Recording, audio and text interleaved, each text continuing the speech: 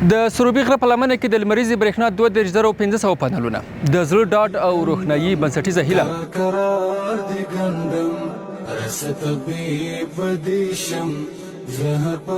د برېښنا انرژي په برخه کې د ځان بسنې په هدف دا د کابل نغلو 22.15 میګاواټ لمریزې برېښنا تولیدي پروژه ده چې د برېښنا انرژي د خپلواکۍ په برخه کې د یوې پیاوړې برخې ونډه پوره کوي. د نغلو 22.15 میګاواټ لمریزې برېښنا پروژې چارې د ترکیې هیواد واویه او زولرستان قراردادي شرکتونو له لوري د 18.2 میلیونه ډالرو په پانګونې پر مخ وړل کیږي چې چارې نږدې په بشپړېدو دي او موږ کولی شو ان شاء الله 4 میاشتې وروسته له دې برق او برېښنا نه عملاً استفاده وکړو او دا پروژه زمونږ د برېښنا کمښت سره ان شاء الله کومک به وکړي تر څو د ننګرهار، لغمان او سروبي او کابل ولسونو یو حد پورې د برېښنا مشکل حل کو و رسیدگی ورته وکړو. در حدود 70% از این پروژه تکمیل شده و 200 و بیشتر از 200 نفر در اینجا عملا مصروف کار است. د نغلو 2.15 میگاواټ لمریزې برېښنا پروژه به د چاپیریال ساتنې سره مل مرسته وکړي چې نږدې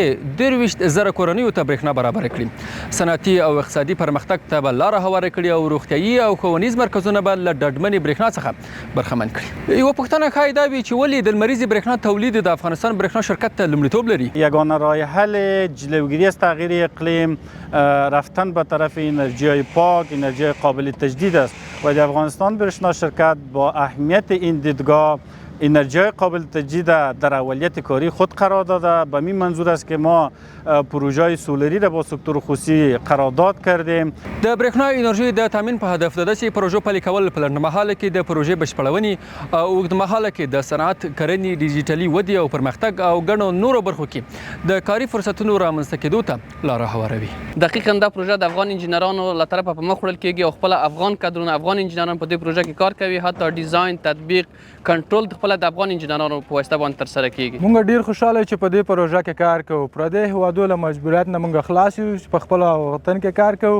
د نغلو 2.15 میګاواټ لمریزې برېښنا پروژو چارو بشپړونه له کورنیو ظرفیتونو څخه د هیواد د برېښنا انرژي د اړتیا پوره کولو په تکل د افغانستان برېښنا شرکت د هڅو یوه برخه ده څو په کور دننه د برېښنا انرژي اړتیا پوره پر شویو ستونزه حل او په ټوله کې پر وارداتي برېښنا تکیه کمه شي. زهر پر هار دی ګندم